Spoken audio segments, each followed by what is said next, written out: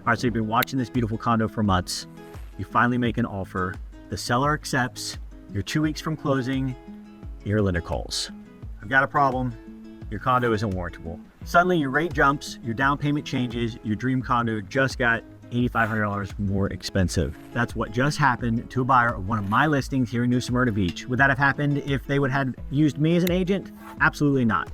And that's exactly why today I'm breaking down the 3 types of condo ownerships you're gonna see here in Florida and on the East Coast: warrantable, non-warrantable, and co-ops. So you can avoid the same costly surprise. In this video, I'm gonna be breaking down condo property types by warrantable versus non-warrantable, co-ops, financing availability, why these things matter, and how to protect yourself. Hey there, if you're new to the channel, you want to learn everything there is to know about living in New Smyrna Beach and surrounding areas like Ormond Beach, Daytona Beach Shores, Ponce Inlet, Port Orange, and Edgewater, then you come to the right place. My name is Matt Ecoff. I'm joined by my beautiful wife, Rachel Ecoff, and we're here to share everything from the best neighborhoods to the hottest spots around town. Listen, I get phone calls, emails, text messages, Zoom invites every day from people just like you wanting to move to the beach. So whether that be in 2 days, 20 days, or 200 days, please don't hesitate to reach out. We'd love to help you move to the beach. Please make sure you hit that like button and subscribe so you get all the updates and notifications about New Smyrna Beach and surrounding areas.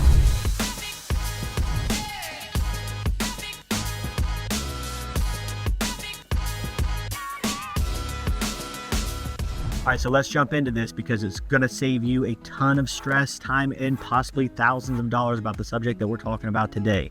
So part 1, let's talk about what is a warrantable condo. So let's start with the basic. A warrantable condo is one that meets Fannie Mae and Freddie Mac lending guidelines. So loan types that you would get with a single family home are available with warrantable properties. So it's safe for conventional financing, which means a couple things to make it warrantable. Okay. The association is financially healthy. There's adequate insurance coverage. No single owner controls more than 10% of the units, so like investors. At least 50% of the units are owner occupied, and there's no ongoing litigation or structural issues. Now, this is the majority of condos. All right, so if all that checks out, fantastic.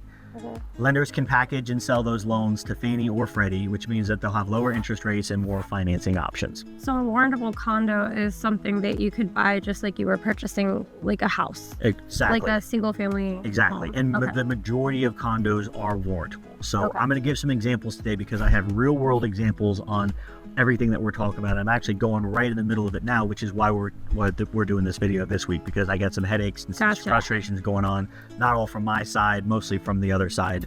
Can't wait to hear this story. So I'm going to give you a perfect example of a warrantable condo. So one of the largest complexes in New Smyrna Beach is called Ocean Walk. There are 21 buildings in Huge. Ocean Walk. We have a video on We it. have done a video in Ocean Walk before. I have a listing in Ocean Walk that is selling right now. We close in 2 days. So my unit address is 5300 South Atlantic Avenue. So we're in building 19, unit 403 on the 4th floor. Ocean views on the front, beautiful mangrove views in the back. It's newer construction. It's got strong reserves in Ocean Walk, full insurance coverage, and plenty of owner occupants. Plus, the property is amazing. I mean, it's got 2 pools, basketball courts, tennis courts, pickleball courts. I mean, it's got everything. It had great amenities. Yeah, it's got everything. This property easily qualifies as a warrantable property, and buyers can use regular conventional loans here with no extra fees or risk premiums. Okay. So again, I'm going to be closing in 2 days on a 3-bedroom, 2-bath, 1,600 square foot updated condo. Again, ocean views, mangrove views in the back with the patio screen that comes down, electronic patio screen. It is a gorgeous unit. It was listed for $429,000, and we're closing for $400,000 on Monday for cash. High five.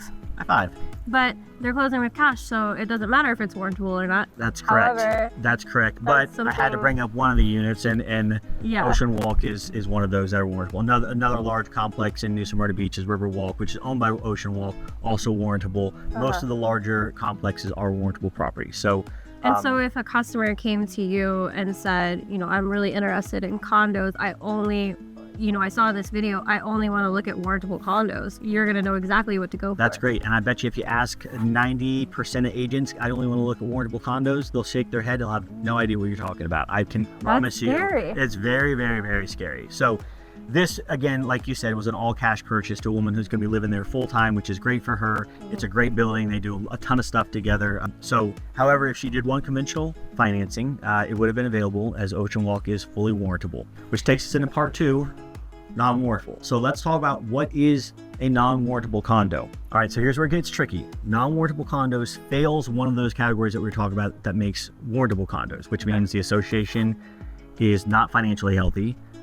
There is not adequate coverage, insurance coverage. Okay. There is an owner that controls more than 10%, like an investor, or less than 50% are owner occupied. And there possibly is ongoing litigation or structural issues, though. All right, so here's where things get tricky. A non-warrantable condo fails one or more of the guidelines that we talked about for warrantable condos. So maybe there's mixed-use commercial space, maybe there's ongoing litigation, maybe too many investors own the units, or like one of my current deals, maybe there's a decade-old separation agreement that was never finalized, and that's one of the frustrations I'm dealing with right now. When that happens, most lenders will not touch the deal under standard conventional programs. You'll have to find a lender that does non-warrantable financing, and that's where things can get expensive. So I'm going to give you another example because I'm dealing with all of these right now. Okay. 421 South Atlantic Avenue, Unit 507. It is Oceana Beach Club. I have the listing. It is a beautiful upgraded unit with beautiful ocean views. The first floor of this building in Oceana Beach Club includes a commercial space that's used as an on-site rental management office. That alone automatically makes this property a non-warrantable property. Even though it's a great building, strong rental income potential, it limits the loan options. Okay. Again, financing is available, but it will be more costly. So I'm selling mine. When I went back to go look at comps on this one to see what we should list it for, the last 13 deals in Oceana Beach Club were cash only purchases. So I was a little bit nervous about this. I called my lender, which we're going to talk a lot more about. Her name is Faith Adams. I've done a video with her before. She's amazing. Called Faith and says, hey, are there financing options for this, just in case I brought a buyer too? Again, this is my listing. She said yes, there were, but kind of went through some of those deals. So anyway, on this deal, I'm representing the seller. It's a fully furnished upgrade condo. It was listed originally for $605,000, but when the buyer's agent called me and to see if there was negotiating room for a non-warrantable financing, I discussed it with my seller, and we're closing next week for $564,900. Non-warrantable because downstairs is a commercial use space. Commercial use space. Also, 2 places down, that's 421 South Atlantic is Oceana Beach Club. 425 South Atlantic, Unit 301, which is in Atlantic Plaza, I also have under contract. And initially, it looked warrantable. It was actually acting as a condo-tel for a while, which means that the rules apply to both the owners. Now, this is important too. We're not talking about condo-tels, but just for a second, this was acting as a condo-tel, and condo-tels mean that the owners and the renters, short-term or long-term, have to abide by the same rules. And in this scenario with Atlantic Plaza, the rules are no pets allowed. So you have to, so your tenants, your renters are not allowed to have pets, but even the owners that live there full time are not allowed to have pets either. Okay. So, which is a big turnoff to a lot of people because people are, pet friendly, especially when they're coming long term and they're staying, at the beach for a few months. Because the 1995 separation agreement from Oceana Beach Club, because they're very similar looking units, and they're one's 421 South Atlantic, one's 425, and they used to be one. Complex. They used to be Oceana Beach Club. Oceana Beach Club. That's what it was. Okay. They separated in 1995, but because that separation agreement wasn't mutually executed, it's technically still tied to Oceana. No one knew until just now. We're in 2025, and no one knew about this until they needed to get financed. Because these buyers that came in, again, it's my listing. The buyers came in and they were going to be financing the property, and the financing company, the lender, needed the financing company. The lender needed all the paperwork associated to make sure that they're protected, and the title company also needs to make sure they're protected because they're writing title insurance on it. So after everything's said and done, they need to be able to insure the property against any liens or anything like this. So when it came back doing the digging through the finances, they found out that the 1995 agreement was never mutually agreed upon and actually executed it. So neither management company from either place knew that this wasn't done, and now we're going to be 6 to 12 months worth of legal work to have a complete separation of these buildings. Now, so the buyers learned this the hard way. They went under contract using conventional financing, extended the closing multiple times while the lender tried to sort out all this paperwork, while we tried to figure things out.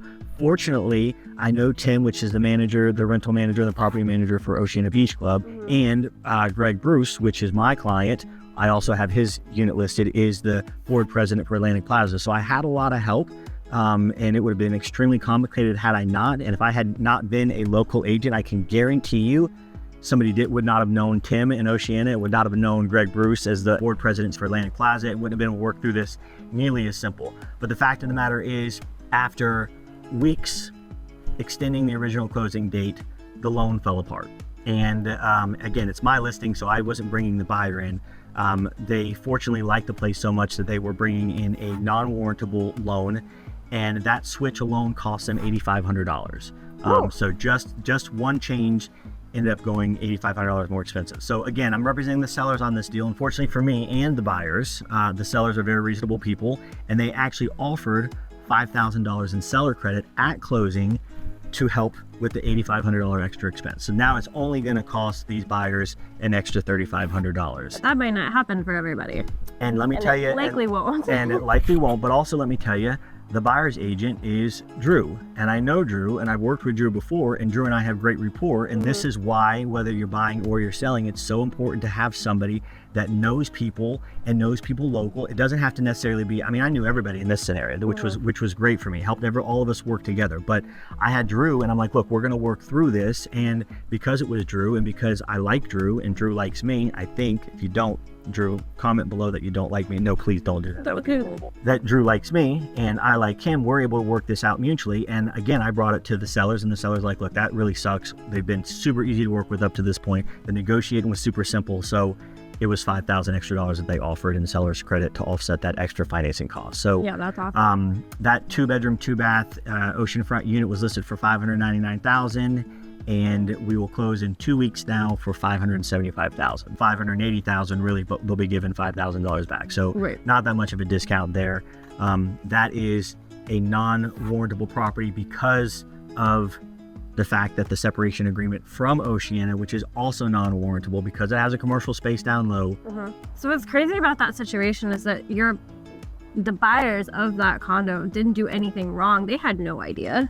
Yep, the condo just wasn't what it appeared on paper, and my sellers didn't do anything wrong either. No. So, it potentially we could have lost the buyers, and the sellers would have went back on the market, and then potentially also we're looking for a cash-only deal because it's non-warrantable. So that's why non-warrantable deals are mostly cash, because the extra fee associated with the financing. That's why this is important to know this kind of stuff and not watch this condo and say, I'm watching this thing for months, and as soon as it gets to a certain price. Because how disappointing is it that if you've waited this whole time, like you're saying, like watching a condo or you want to get something, and then you find out later that it's a non-warrantable property, and you might not have the $500,000 in cash to do that deal. You need to finance something. Yep, that's exactly why it's so important.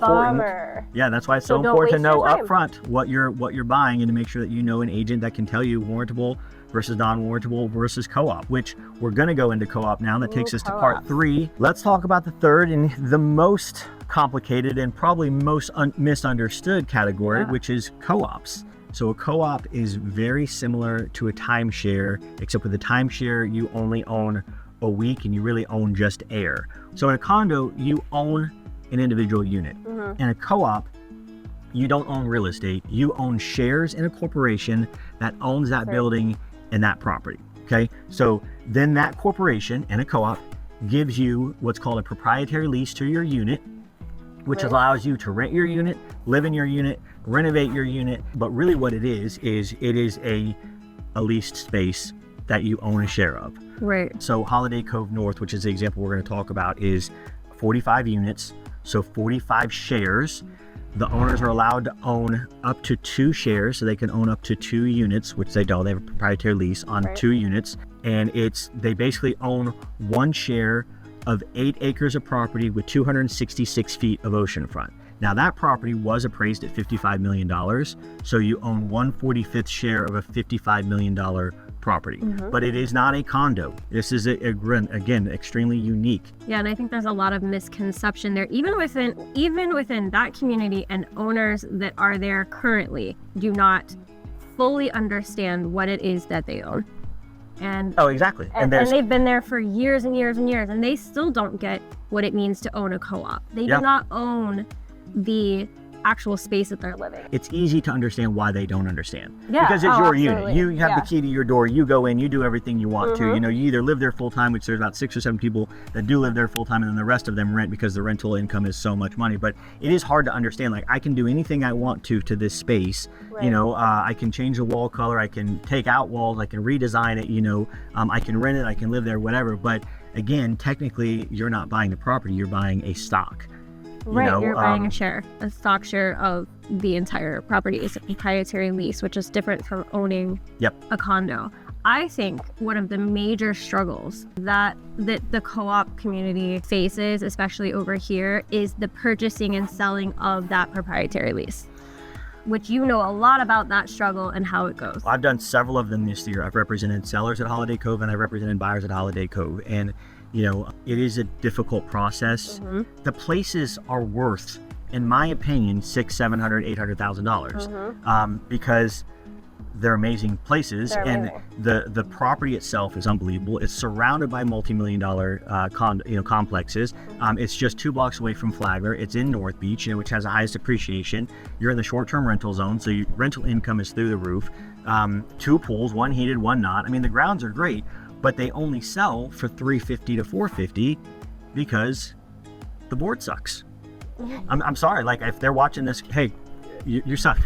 I'm telling you. But people buy the places because they're inexpensive for what you get. Again, you're buying for $435,000. You know, you're buying something that's worth $650 the next complex over. You know, and your investment is protected. So I'm not trying to deter you from buying in that place. They're smoking deals. And your investment is protected because, again, you're 145th owner of a property that's appraised at $55 million. So you're more than, you know, you got more than $1 million in your share that you're buying for $400,000. And one day, who knows when it's going to be, Marriott, Hilton, something like that's going to come in and make some kind of offer that nobody can refuse, and the whole place is going to decide to sell, and they're all going to move from there to Menorca because they'll be able to. But it is complicated. Also, the rules that you have to follow within the co-op, I think, are more than what you would be following in like another condo complex. For some things, not for some others. And let's talk about like the difference, because we're talking about, you know, the financing, warrantable, non-warrantable, warrantable and non-warrantable. Warrantable financing, no problem. Fannie Mae, Freddie Mac, no issues whatsoever. Easy conventional financing, just like you're buying a single family home. Non-warrantable, there are non-warrantable financing options, but you know, you're gonna probably spend $5,000 to $10,000 more, not in the beginning, not for the unit, but over the life of the loan. So, you know, if you're getting a 15, 30 year, you know, loan, $5,000 to $8,000, you know, maybe $10,000 more isn't that big of a deal. However, you still can get them financed. Now, the difference with a co-op is a co-op requires cash only, because a bank will not finance a share. Right. There is no financing a share or a stock. So it is a cash only purchase. Again, you're getting a phenomenal deal. But I mean, my buyer, Grace, which is amazing, one of my favorite clients that I've ever had, her friend is a real estate agent, watches our videos. Her friend lives in Atlanta. Her friend called me and she's like, I've been watching your videos. I think you and your wife are great. You look trustworthy. I need help with my friend who's looking to move here, and I'm in Atlanta and I'm almost getting ready to be retired. And she introduced me to Grace, and Grace was looking for a single family home, 3-bedroom, 2-bath with a garage off the island, just to be close to here. It was going to be her second home. And after 2 days of showing properties, nothing fit the bill. And she's like, I really want to be close to Flagler. And I'm like, well, I have something, but it's a condo, and it's a 2-bedroom, 2-bath condo, and it's over what her budget was. And we went in and were able to negotiate a phenomenal deal for her. She fell in love with it as soon as she walked in. It was completely different than what we were expecting. But again, it's a cash deal. Cash deal. So cash deal is one thing. The second thing is the association has the final say on who buys. You have to do an application, and you have to do an interview. Those board members are idiots there. I sold a board member's unit. Yes. Ruth. It was the very first unit I sold in there. I found everything about it. She stepped off the board because she said the board is an idiot. And she ended up moving. And so, you know, I've had a board member, and I have some kind of like inside input into that. But she also told me that nobody has ever been denied moving in. So no application has ever been turned down, but nevertheless they can. And I will say this too, review those bylaws very, very, very carefully. I will do that with you. I would be happy to do that when we're looking at something, because some co-ops restrict renting, some restrict renovations, and sometimes even who can inherit the shares. In fact, when you sell in co-ops, you have to give first right of refusal to the rest of the owners. So you have to go as an owner and say, okay, I'm getting ready to sell my place. I'm going to be listing it for $485,000. And now every member of the co-op have an opportunity for 30 days to say, okay, I want to buy that share, as long as they only have one share. Remember, because if they have two, they can't buy a third. If they have only one share, they have an opportunity to buy at that price. When you do a price reduction, the same thing happens. They have an opportunity to buy into that. And so they can make your life hell if you don't have the right board. Now, I can tell you, with the right board, those units will sell for more. So maybe you have an opportunity. Actually, maybe the audience has an opportunity. Maybe you have an opportunity to buy low because the boards are a bunch of idiots right now. And then when you buy in, then maybe you work to get the board members kicked out of their position, because they're volunteer positions anyway. It's just people that want power. They're like the crossing guards. They're like, I have so much power. Parking enforcement here in New Smyrna. Like, I'm almost a cop, but I'm not a cop, but I'm going to give you a ticket. And I don't know if you can tell or not, I like everybody. I like everybody except the board members at Holiday Code, because I've done transactions on the buy and sell side. I'm like, how does somebody have this much power? How does somebody allow this? It's just little intricacies that they just drag out, and it makes it very difficult to buy and sell certain properties if they're just unwilling to participate. That's really what it is. All they have to do is participate, say yes, no, sign a paperwork, and they just can't seem to do that. It's a power issue over there for sure. It's a power issue. All right. So, but here's the deal. If you've ever seen a beautiful oceanfront condo priced well below the market and thought, why the heck is this so cheap? It might be a co-op. And it's why it's important to know and trust an agent that's educated and does more than just a few deals a year. I hate to say it, but if an agent does less than 5 deals a year, unless those deals are like $10 million, they shouldn't be representing you and such a large investment. And you should probably do your research and make sure that they do know what they're talking about, because this is a huge investment. And I want to make sure that it's that you understand that, because these things can get complicated, and they can and they likely will get complicated with any deal. None of them goes perfect. Which brings us to our next section, which is why all this matters. So you may be thinking, Matt, I'm not an attorney. All I want to do is buy a condo, and I get it.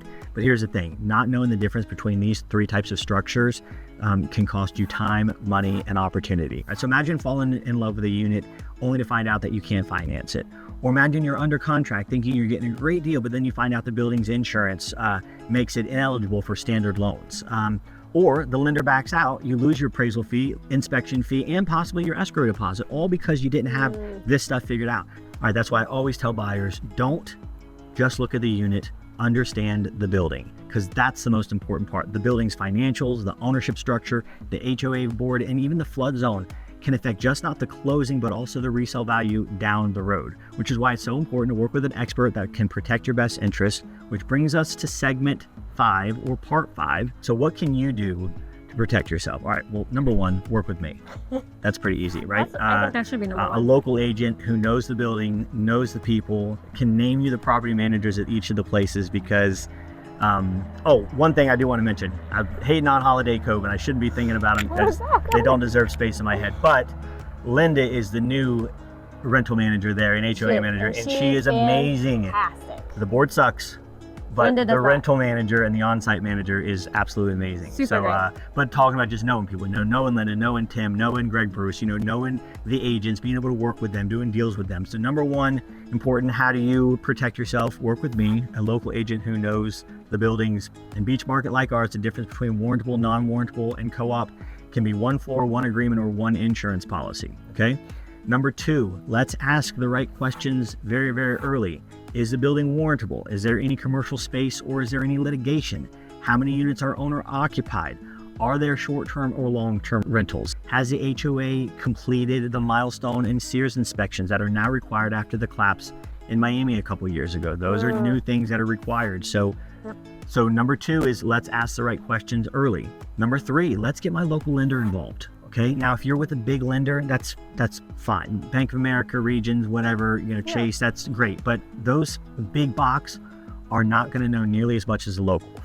the local lenders. Right, and They're the not- local lender can help you navigate something just like what you're going through right now. Exactly. She's there. I mean, if she doesn't get this deal, she's working just as hard, if not harder, than all of us, trying to make sure that the paperwork is in order, trying to make the buyer feel comfortable, making the seller feel comfortable. Hey, we're going to move past this. So get a local lender involved early. You can let me know. I'm happy to help with that. Again, Faith is great. I've done a video with her before. So before we write any offers, let's get with Faith at HMA, review the condo questionnaire. A good lender will flag issues right away, and maybe even have special programs for non-warrantable condos that we can get you something and it's in the perfect building. And number 4, plan for insurance in flood zones. Like, just most HOA fees pay for insurance. All you got to do is pay for your property insurance. But again, there's caveats between every building and warrantable, non-warrantable, and co-op. So just because the building's affordable doesn't mean that the insurance will be. A $6,000 and $12,000 yearly insurance premium can take your mortgage from up $500 to $1,000, or have that initial $5,000 or $6,000 or $12,000, whatever, yearly payment. So, and it sounds crazy because you did an interview with one of your friends not that long ago talking about flood insurance, and they were in a condo. And I was like, that's so strange to think about flood insurance in you're 6-7 floors up. It had nothing to do with standing water. It was that rain came in sideways at the building and ended up flooding a lot of the building, and you don't think about those things, but that is what his flood insurance covered. Barry was in the Hawaiian, and he had, and it was during one of the hurricanes that the water was coming in sideways. He didn't have upgraded windows, and it ended up flooding his place out. So flood zone, wind coverage, age of the roof, this can dramatically affect your monthly cost. All right, so let's get into our final takeaway. Whether you're buying a condo, a co-op, or something in between, remember the building matters just as much as the unit. Before you fall in love with the view, make sure that you understand what kind of property you're actually buying and whether it fits your goals. So listen, this video is not about scaring buyers. I mean, I'm very truthful and very transparent. We've done flood videos, we've done videos, of things that are frustrating or about ripping around here. So again, it's not about scaring you, it's about protecting you. Because here in Florida, the difference between warrantable and non-warrantable can be the difference between smooth sailing and months of frustration. So if you have a condo that you've been looking at or a complex that you've been looking at, respond to me, contact me. Let me know in the comments below. I can let you know if it's warrantable, non-warrantable, or a co-op. You can reach out to me, you can call me, you can text me, you can email me. If you found this video helpful, please hit the like button and subscribe for more inside tips about living and investing in New Smyrna Beach and surrounding areas. Again, my name is Matt Ekoff. I'm a local real estate expert. This is my beautiful wife, Rachel Ekoff. We do get phone calls, emails, text messages, and Zoom invites every day from people just like you wanting to move to the beach. So whether that be 2 days, 20 days, or 200 days, or whether it be warrantable, non-warrantable, or co-op, please do not hesitate to reach out. I'd love to help you move to the beach. Please make sure you hit the like button and subscribe so you get all the updates and notifications about New Smyrna Beach and surrounding areas like Ormond Beach, Daytona Beach Shores, Ponce Inlet, Port Orange, and Edgewater. Until next time, hey, thanks for joining me in my office today. Hey, thank you for having me. You're welcome. It was a really nice office. See you guys next time.